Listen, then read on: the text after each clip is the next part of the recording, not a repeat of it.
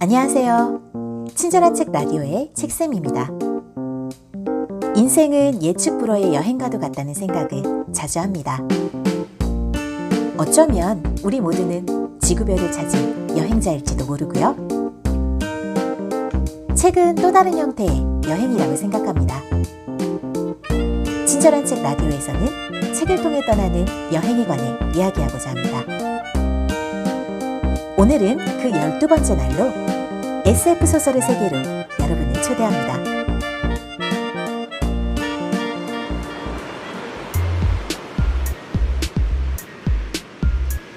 오늘 함께 읽을 책은 테드 창의 숨입니다. 사실 이 책을 읽게 된 계기는 책을 읽는 사람들 사이에서 테드 창이라는 작가의 이름이 너무도 당연하게 거론되어서였습니다. 그래, 나도 한번 읽어보자 테드 창, 이런 기분이었다고나 할까요? 테드 창은 미국 브라운 대학교에서 물리학과 컴퓨터공학을 전공한 과학도이자 전 세계 과학소설계의 보물이라는 찬사를 듣고 있는 소설가입니다. 과학소설 작가들 뿐만 아니라 과학소설 독자들의 기대를 한몸에 받고 있다는 그에 대한 평은 SF계의 노벨 문학상인 휴고상 수상 4회, 미국 판타지 SF 문학 잡지 로커스가 수여하는 로커스 수상 4회, 미국 SF 판타지 작가 협회에서 매년 최고의 SF 소설에게 수여하는 네뷸러상 수상 4회라는 수치로 입증됩니다. 유난히 책을 읽다 자주 멈췄던 것 같습니다. 시간여행, 인공지능, 외계지성, 평행우주, 인간의 자유의지, 생체적 기억과 디지털적 기억, 인류의 미래 등을 다루는 각각의 작품들은 아, 그런 건가? 그렇다면 이런 식으로 읽던 책에서 고개를 들어 멈춰 생각하게 했습니다.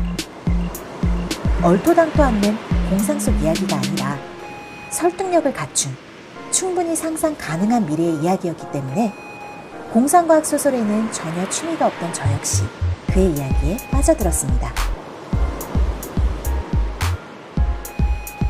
새로운 기술이 인간 사회에 도래했을 때 그것이 지닌 가능성은 인간과 사회를 어떻게 변화시키는가? 그리하여 당신은 어떻게 살 것인가? 독보적인 상상력과 예언적 통찰로 무장한 그가 던지는 질문에 턱을 괴고 생각에 잠깁니다. 각각의 단편들은 이야기들만큼이나 그 내용과 길이가 각양각색이었는데요. 일반적인 단편의 길이이거나 그보다 훨씬 길거나 심지어는 3장도 채 되지 않는 작품도 있었습니다. 오늘은 그 가운데 가장 많은 페이지를 할애하고 있는 소프트웨어 객체의 생애주기라는 제목의 작품을 중심으로 책 여행을 떠나봅니다.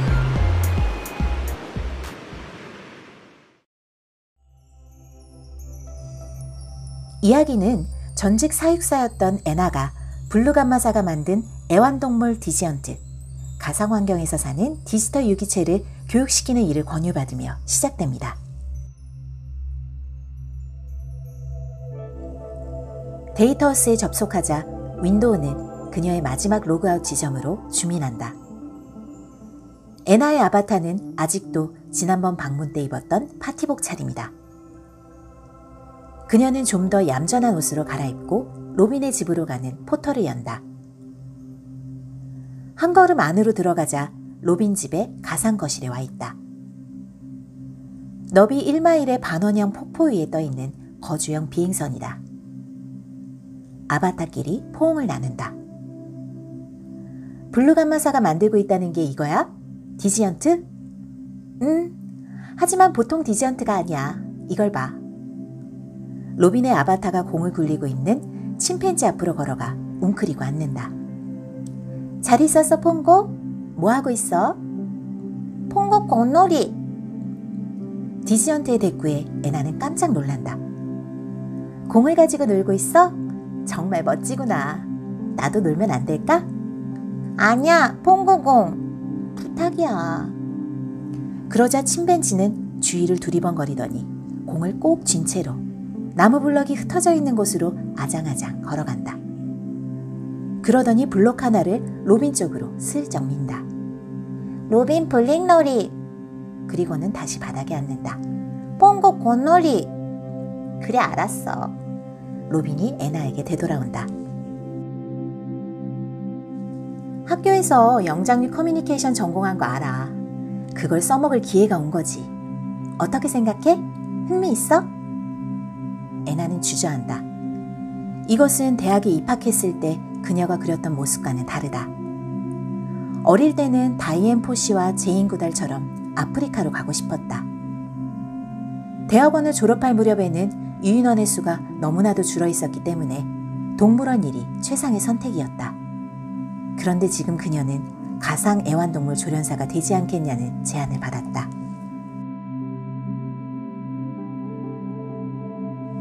이 작품의 이야기를 이끄는 또 한 명의 주인공, 데릭은 블루감마사에서 디지언트용 아바타를 디자인하고 있습니다. 데릭은 애니메이터가 되려고 공부했기 때문에 어떤 의미에서는 그에게 딱 맞는 일이기도 합니다. 하지만 통상적인 애니메이션 캐릭터의 디자인과는 달리 그가 해야 할 일은 디지언트의 몸짓을 사람들이 이해할 수 있도록 디자인하는 것입니다. 그래서 데릭의 아내 웬디를 비롯한 많은 애니메이터들은 디지털 생명 디자인 쪽 일을 하지 않지만 데릭은 경험이야말로 최고의 교사라는 블루감마사의 인공지능 설계 사상에 공감하고 있습니다. 프로그래밍이 아니라 고객이 직접 가르칠 수 있는 인공지능을 판매한다는 전략을 가진 블루감마사. 그런 노력을 아끼지 않은 고객을 확보하기 위해서는 디지언트의 성격도 외모도 미래의 고객들의 흥미를 끌 수 있어야 합니다.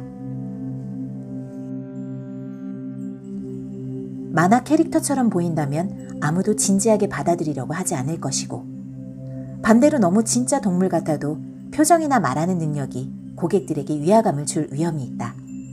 양자 사이에서 균형을 잡는 섬세한 작업이다. 블루감마사의 전략은 인간이 동물에게 느끼는 친근감에 전적으로 기대고 있다. 디지언트는 동물과 마찬가지로 긍정 강화를 통해 학습하며 머리를 긁어준다든가 가상 펠리사료 따위를 얻는 방식으로 보상을 받는다. 위쪽에서는 동물 아바타만으로는 충분하지 않다고 판단했나 봐. 로봇 아바타도 만들라고 하더군. 믿어져? 데릭이 말한다. 난 좋은 생각인 것 같은데? 여기 사람들 모두 디지언트를 동물이라고 생각하는 것 같아. 하지만 디지언트는 진짜 동물처럼 행동하지는 않아. 디지언트는 고전적인 로봇이 아닌 것과 마찬가지로 동물도 아니라는 애나의 말은 물론 옳다. 만약 로봇 아바타 역시 동물 아바타 못지않게 자기 자신을 표현하는 적절한 수단이란 전제에서 출발한다면 어쩌면 그는 자신도 만족할 수 있는 아바타를 디자인할 수 있을지도 모른다.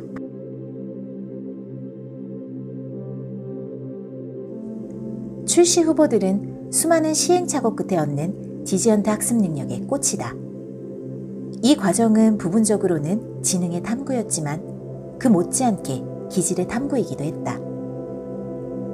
디지언트들은 고객들을 좌절시키지 않는 성격이어야 하고 그런 요소 중 하나가 다른 디지언트들과 잘 어울리는 능력이다. 개발팀은 디지언트들 사이에 위계질서적 행동을 줄이려고 노력했다. 그렇다고 경쟁이 절대 생겨나지 않는다는 뜻은 아니다. 디지언트는 주목받기를 정말 좋아해서 애나가 다른 디지언트를 칭찬하는 것을 보면 자기도 그 행동에 가담한다. 대부분 문제가 없다. 그러나 어떤 디지언트가 동료들 또는 애나에게 특별한 불만을 품은 듯하면 애나는 그 디지언트를 탈락시킴으로써 해당 개체의 게놈이 다른 세대에서도 배제되도록 했다. 블루감마사의 디지언트는 시장에서 크게 성공한다.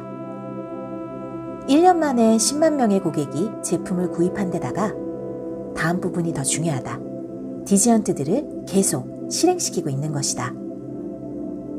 회사는 각각의 복제가 구입 후의 육성 환경에 의해 상이하게 발달한다는 사실을 구매자들에게 상기시키는 것을 게을리하지 않는다.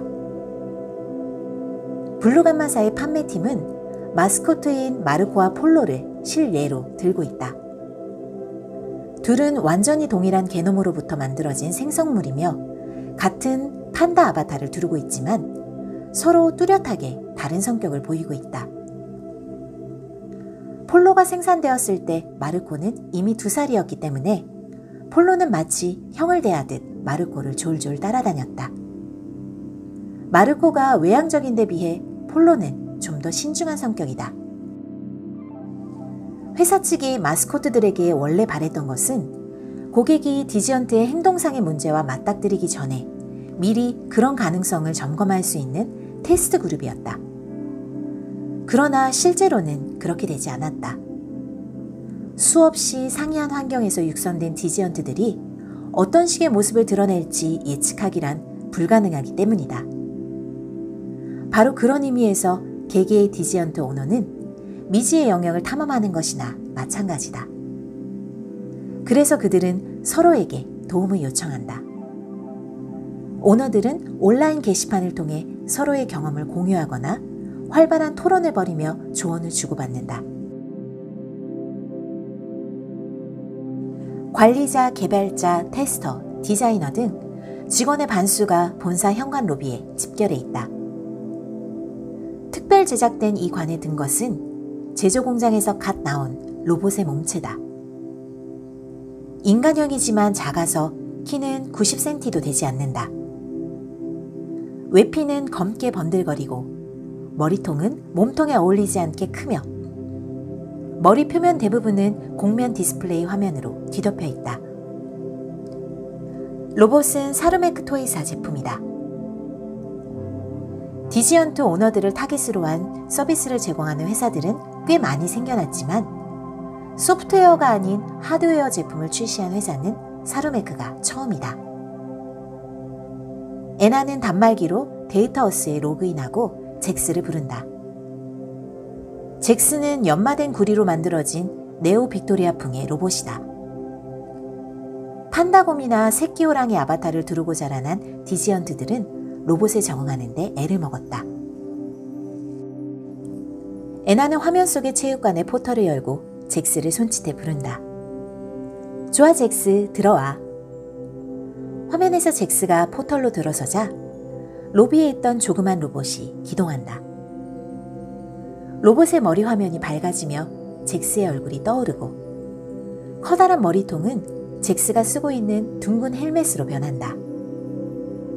잭스가 고개를 들고 애나를 똑바로 바라본다. 애나는 잭스가 이 로봇의 몸체 안에 정말로 들어있지 않다는 사실을 알지만 잭스가 바로 앞에 와 있는 듯한 환상은 완벽하다. 데이터허스에서 그렇게 자주 얘기를 나눴지만 눈앞에 서 있는 잭스와 눈을 마주친다는 경험은 신선하고 자극적이다. 안녕 잭스, 나야 애나야. 아바타가 다른데? 잭스가 말한다. 외부 세계에서는 이걸 아바타가 아니라 몸이라고 불러. 그리고 여기 사람들은 몸을 갈아입지 않아. 그럴 수 있는 건 데이터허스 뿐이지. 잭스는 잠시 생각한다. 언제나 그런 모습? 옷을 갈아입을 때도 있지. 하지만 맞아. 이게 내 모습이야. 잭스가 그녀의 손을 바라보다가 팔뚝을 본다. 팔에 작은 털이 잔뜩 나 있어. 잭스가 말한다. 애나가 웃는다. 그녀의 아바타에 달린 팔은 갓난애처럼 매끄럽다. 이젠 이곳을 둘러보지 않을래? 잭스가 몸을 돌리고 외계 행성을 탐험하는 미니 우주인처럼 로비 안을 천천히 돌아다닌다. 오후의 햇살이 창유리 너머에서 비스듬히 들어오고 있다. 잭스가 햇살 속으로 걸어 들어가려다 갑자기 뒷걸음질을 친다. 저게 뭐야? 저건 해야. 데이터허스에 있는 것하고 똑같아. 잭스가 신중하게 다시 햇살 속으로 걸어 들어간다. 달라. 이 해는 밝아. 맞아. 해는 저렇게 밝아 할 필요 없어. 애나가 웃는다. 아마 네 말이 옳을지도. 잭스가 돌아와 이번에는 애나가 입은 바지의 천을 본다. 애나는 주저하듯이 손을 뻗어 잭스의 뒤통수를 쓰다듬는다. 잭스가 애나의 손에 머리를 기대는 것을 보니 로봇 몸체의 촉각 센서가 제대로 작동하는 모양이다. 순간 잭스가 그녀의 허벅지를 껴안는다. 얘 내가 키워도 돼? 애나가 동료들에게 말한다. 하지만 변기에 수건을 넣고 물을 내릴 때를 상상해보라고. 알아요, 알아. 애나가 말한다. 블루감마사가 현실 세계가 아닌 가상 세계를 타깃으로 삼는 데는 비용이 낮고 소셜 네트워킹을 쉽게 활용할 수 있는 등의 많은 이유가 있었지만 기물 파손의 위험도 그중 하나였다. 사루메크 토이사는 로봇 몸체를 판매하는 것이 아니라 한 번에 몇 시간씩 대여할 계획을 가지고 있다. 디지언트들이 오사카 교외의 전용 시설에 있는 로봇 몸체로 들어가 인솔자를 따라 현실 세계로 소풍을 가면 오너들은 카메라를 통해 그 광경을 구경하는 시기다.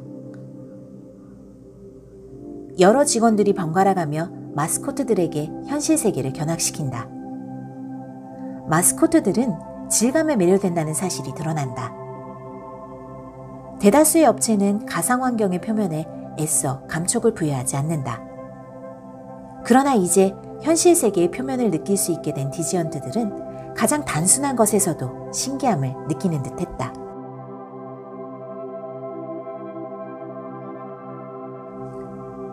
블루감마사의 장래성 예보는 맑음에서 확실히 흐림으로 변한다. 문제는 뉴로블래스트 계열의 디지언트들은 발달 초기가 지나면 점점 요구사항이 많아진다는 것이다. 이들을 번식시키면서 블루감마사는 영리함과 종순함의 조합을 누렸지만 디지털판에서조차 변하지 않는 게놈 특유의 예측 불가능성 때문에 결국 개발자들은 목표를 이루지 못했다. 오늘의 놀이터에서는 놀라운 일이 기다리고 있다. 모든 마스코트들이 포털을 통과하기도 전에 잭스와 마르코는 티보! 라고 외치고는 그쪽으로 달려간다. 칼트는 한 달 전에 티보를 정지시켰다. 칼트는 조금 쉬고 싶었을 뿐이고 이제 티보에게 필요한 애정을 줄 준비가 됐다고 말한다. 애나가 놀이터에서 블루감마사의 섬으로 마스코트들을 다시 데려왔을 때 잭스가 티보와 무슨 얘기를 했는지를 말한다. 티보 없을 때 우리가 한 재미있는 놀이, 동물원 소풍 갔을 때 너무너무 재미있었다는 얘기 했어. 함께 못 가서 슬프대? 아니라고 했어. 티보는 동물원 아니고 쇼핑몰 갔대. 하지만 그건 지난달에 갔던 소풍. 그건 여기 안 왔던 동안에 티보가 정지되어 있었기 때문이야. 그래서 지난달 소풍을 어제였다고 생각한 거지. 나도 그렇게 말했어. 이 말을 들은 애나는 잭스의 이해력에 놀란다. 그러고는 슬프대. 동물원 못 봐서 그런 거 아니야. 한 달 없어져서 슬프대. 나 정지 안 시킬 거지? 그렇지? 그래.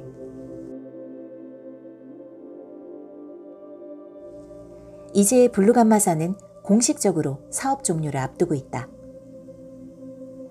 영구적으로 종순한 디지언트에게 기대를 걸려는 고객 수가 충분치 않았기 때문이다. 고객층은 열성적인 디지언트 오너들의 소규모 커뮤니티로 귀착되었고 그들의 존재만으로는 블루감마사를 유지할 수입을 창출하기에 충분하지 않다. 블루감마사는 10여 명의 마스코트들을 위해 새로운 거처를 찾아줄 필요가 사실상 없다. 동물 안락사에 수반되는 문제 따위는 완전히 배제한 채 그저 정지시키면 그만이기 때문이다. 게다가 당사자인 디지언트들은 죽는 것도 아니며 버려졌다고 느끼지도 않는다.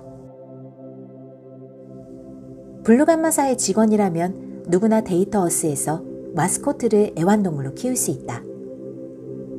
그녀만큼이나 디지언트를 소중하게 여기는 대리기 하나 맡아주리라는 건 알았지만 다른 훈련자들이 의외로 소극적이다.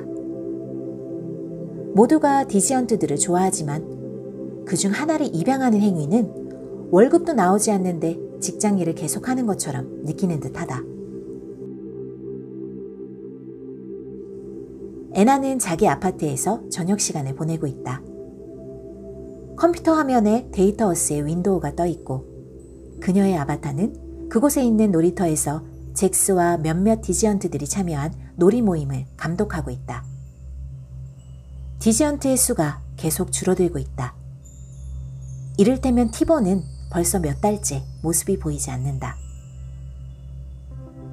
몇 분 뒤에 애나의 귀에 묘한 찍찍 소리가 들려온다. 잭스가 텔레비전을 보고 있다. 다른 디지언트들도 모두 보고 있다. 애나는 아바타를 그쪽으로 움직여 무엇이 디지언트들의 주의를 끄는지 확인한다. 가상 텔레비전 화면에서 어릿광대의 아바타를 두른 한 사람이 강아지 아바타를 두른 디지언트를 손으로 누르고 디지언트의 다리를 망치로 연거푸 때리고 있다. 디지언트의 다리는 부러질 수 없다. 디지언트의 아바타는 그렇게 설계되지 않았기 때문이다. 그리고 아마 비슷한 이유에서 비명을 지를 수 없다. 그러나 텔레비전 속 디지언트는 큰 고통을 느끼고 있는 게 분명하다. 찍찍 소리가 그것을 표현하는 유일한 수단이다.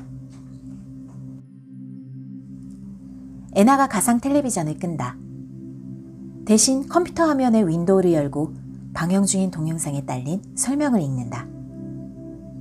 그것은 애니메이션이 아니다. 정보자유전선의 해킹 툴을 이용해 디지언트 몸의 고통 차단 회로를 무효화하는 그리퍼의 녹화 영상이다. 희생자가 해킹 툴을 이용해 불법 복제한 누군가의 사랑스러운 애완동물이라는 사실이 더욱 끔찍하다. 이 디지언트의 이름은 니이티였다. 애나는 니이티가 잭스가 다니는 읽기 교실의 친구임을 깨닫는다. 니이티를 복제할 수 있는 자라면 잭스도 복제했을 가능성이 있다. 동물과 달리 디지언트에게는 투쟁 도피 반응이 없다. 거울 뉴런, 직접 경험하지 않고 보거나 듣기만 해도 활성화되는 신경세포, 유사체는 있다. 이것은 학습이나 교류에는 도움이 되지만 동시에 방금 본 광경 때문에 이들이 고통스럽다는 사실을 의미한다. 애나는 놀이터로 온 디지언트들을 일단 억지로 재운 다음 모든 오너에게 메시지를 보낸다. 애나는 데이터허스 플랫폼의 운영회사인 대산 디지털의 공식 반응에 관한 정보를 찾는다. 한 달 후 데이터허스는 보안 업그레이드를 실시한다. 또다시 1년이 흐른다. 시장의 멘트 흐름이 바뀌면서 가상세계도 이에 상응한 지각 변동을 겪는다. 리얼스페이스라는 새로운 플랫폼이 디지털 지형도의 핫스폿이 된 것이다. 데이터허스는 오랫동안 가상세계들의 터줏대감 노릇을 하며 급격한 성장이나 추락에 저항해왔지만 이제는 지형을 침식당하고 있었다. 가상 육지들은 소비자의 무관심이라는 밀물에 잠겨서 진짜 섬처럼 하나씩 사라져갔다. 해당 분야의 권위자들 다수가 디지언트는 막다른 골목에 다다랐으며 이것으로 물리 형태를 갖춘 인공지능은 오락 이외의 용도로는 쓸모가 없다는 사실이 증명됐다고 단언한다. 소폰스라는 새로운 게놈 엔진이 등장하기 전까지는. 소폰스의 개발자들이 목표로 삼은 것은 인간과의 상호교류 대신 소프트웨어만을 통해 교육시킬 수 있는 디지언트였다. 그 목적을 위해 그들은 비사교적 행동과 강박적 성격을 촉진하는 엔진을 창조했다. 이 엔진을 통해 생성된 디지언트들 대다수는 심리적 결함으로 인해 폐기되나 극소수는 최소한의 관리만으로도 학습 능력이 있다는 사실이 판명된다. 이들은 적절한 교습 소프트웨어가 주어지면 몇 주 동안이나 즐겁게 학습에 몰두했다. 문제는 이들이 매력이 전혀 없는 탓에 이들에게 필요한 최소한의 상호교류조차 제공하고 싶어하는 사람이 거의 없다는 사실이었다. 삶은 계속된다. 애나와 대리, 그리고 교육에 열심인 다른 오너들은 인간 아이들과 비교해보기 위해 이따금 디지언트들에게 학력시험을 치르게 한다. 뉴로블레스트 디지언트들은 개인차가 있기는 하지만 전체적으로 보면 그들의 지적 발달은 꾸준히 지속되고 있다. 그보다 측정이 어려운 것은 사회성 발달이다. 그러나 고무적인 징후 중 하나는 디지언트들이 다양한 온라인 커뮤니티에서 인간 청소년들과 교류하고 있다는 점이다. 잭스는 테트라 브레이크에 열중하고 있다. 팔이 4개 달린 아바타형 가상 댄스에 중점을 둔 서브컬처다. 마르코와 폴로는 각기 다른 게임 연속극의 팬클럽에 가입했다. 이런 커뮤니티 구성원의 절대 다수를 차지하는 청소년들은 디지언트가 인간이 아니라는 사실에 개의치 않는 것처럼 보인다.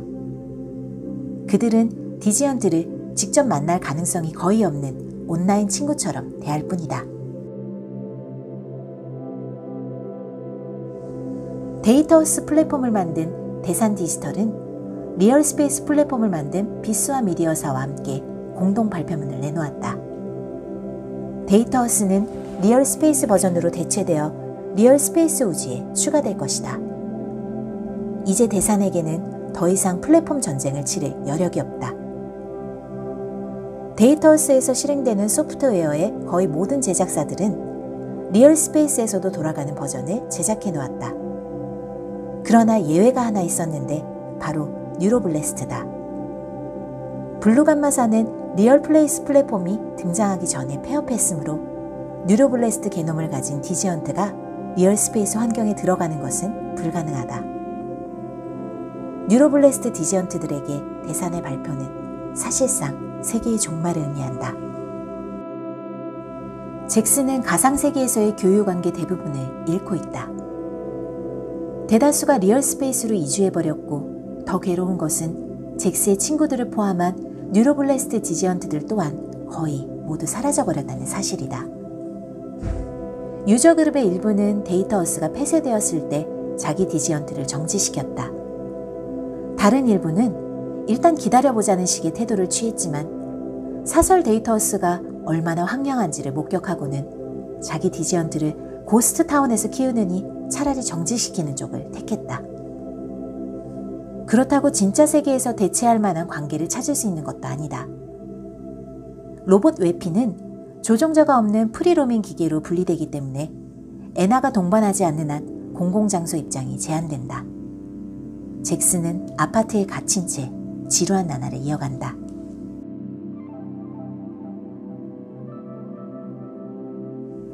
애나를 비롯한 얼마 남지 않은 열혈 유저 그룹은 리얼스페이스로의 이주를 위한 기금을 모으기 위해 고분분투하지만 좀처럼 쉽지 않습니다. 그러던 차에 애나는 폴리토프사로부터 고액 연봉에 믿을 수 없는 계약금을 제시받으며 소폰스 디지언트 훈련에 제의받습니다. 단 훈련자들이 소폰스 디지언트들에게 애정을 느끼게 하는 약물인 인스턴트 라포르 패치를 사용하는 것을 전제로 말입니다. 애나는 위험을 무릅쓰고서라도 잭스를 위해 제의를 받아들일지에 대해 심각하게 고민합니다. 이 즈음 가상세계와 현실세계 양쪽을 위한 섹스도를 만드는 바이너리 디자이너사로부터 디지언트에 대한 비독점적 사용권을 얻는 대가로 뉴로블래스트 엔진의 리얼스페이스 이식 비용을 부담하겠다고 하는 사업 제의를 받습니다. 상호 교류를 통해 정서적 애착을 형성해가는 뉴로블래스트 디지언트들 내부에 애정을 생성함으로써 매력적이고 다정하고 진정으로 섹스를 하고 싶어하는 비인간 파트너로서 훈련시켜 새로운 성의 프론티어를 열고자 한다는 것이었습니다. 건전한 섹스라는 개념의 폭은 시대 변천에 따라 계속 확장돼 왔습니다. 예전에는 동성애, 사디즘, 마조이즘, 비독점적 다자간 연애는 모두 정신에 문제가 있다는 증거로 간주되었지만 이것들 중 연애관계와 양립할 수 없는 것은 하나도 없습니다. 언젠가는 디지언트와의 섹스 역시 이와 마찬가지로 성의 유효한 표현줄 중 하나로 받아들여질 것이라고 저희는 믿고 있습니다. 디지언트가 강요당하는 일은 전혀 없습니다. 유대를 맺는 과정을 통해 디지언트 역시 오너와 마찬가지로 즐기게 될 것입니다. 이 사업의 목적은 전적으로 가짜 욕망의 대체물을 만들어내는 일입니다. 저희는 쌍방이 즐기는 경우가 훨씬 낫다고 믿습니다. 합의되지 않은 성적 행위를 허용하지 않습니다. 블루감마사가 처음 설치한 고통 차단 회로를 최신식 보안 규제로 강화하여 그대로 유지할 것을 보장하고 있습니다. 바이너리 디자이너의 대표로운 체이스가 말한다. 잭스가 성과 무관하다는 사실은 살아가는 데 도움이 되는 경험을 할 기회를 잃고 있다는 뜻일까? 애나는 자문한다. 그녀는 잭스에게 인간 친구들이 있다는 사실이 마음에 든다. 뉴로블래스트 엔진이 리얼스페이스에 이식되기를 원하는 것도 잭스가 그런 관계를 유지하고 강화하기를 바라기 때문이다. 하지만 그런 관계는 어느 정도까지 강화될 수 있을까? 어느 정도까지 친밀한 관계를 맺으면 섹스가 문제로 부상하는 것일까? 잭스는 연애관계를 맺거나 직장에 다닌 적이 한 번도 없어. 바이너리 디자이너의 제안을 받아들인다면 그 둘 다를 해야 한다는 얘기가 돼. 아마 영원히. 그런 식으로 일생을 좌우하는 결정을 내리기 전에 난 잭스가 그 방면에서 어느 정도 경험을 쌓기를 원해. 일단 그런 경험을 쌓은 뒤라면 내가 정말로 반대하긴 힘들어지겠지. 결국 애나는 그녀의 디지언트 잭스를 위해 폴리토프사의 제안을 받아들이기로 결심합니다. 그리고 그녀와 오랜 시간 동료로 함께해온 데릭은 그의 디지언트 마르코와 폴로의 절대적인 동의와 오랫동안 마음속에 두었던 애나를 위해 바이너리 디자이어사의 계약서에 서명을 합니다. 그녀를 위해 그랬다고 하면 자기 때문에 마르코가 희생되었다며 지독한 죄책감에 시달릴 것을 아는 그는 차라리 스스로가 비난받는 편을 선택하죠.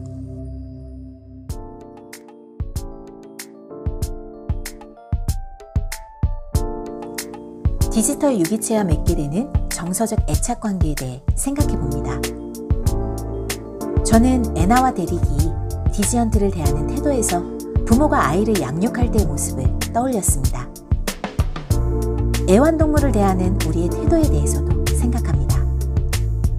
반려견과 애완견이라는 단어의 차이에 대해서도요. 가끔 더 이상 기다리지 않도록 그냥 정지되고 싶을 때가 있어. 리얼스페이스 들어갈 수 있을 때 다시 가동되면 시간 안 흐른 것처럼 느낄 거야. 정말 그러고 싶어? 아니, 깨어있는 채로 무슨 일이 일어나는지 알고 싶어. 하지만 가끔 짜증이 나. 가끔 나 돌보고 싶지 않은 기분이야? 대답하기 전에 애나는 잭스가 그녀의 얼굴을 보게 합니다. 너를 돌볼 필요가 없다면 내 인생은 좀 더 단순해질지도 몰라. 하지만 지금만큼 행복하진 않을 거야. 사랑해, 잭스. 나도 사랑해. 결국 그 대상이 사람이든 동물이든 가상세계 속 소프트웨어든 서로를 존중하는 가운데 생겨나는 애정과 유대관계야말로 우리 인간들의 삶을 보다 충만하게, 보다 의미 있는 삶이 될 수 있게 하는 것은 아닐런지요. 친절한 책 라디오, 오늘은 여기까지. 지금까지 여러분의 책여행 가이드 책쌤이었습니다. 오늘도 저와 함께 해주셔서 고맙습니다.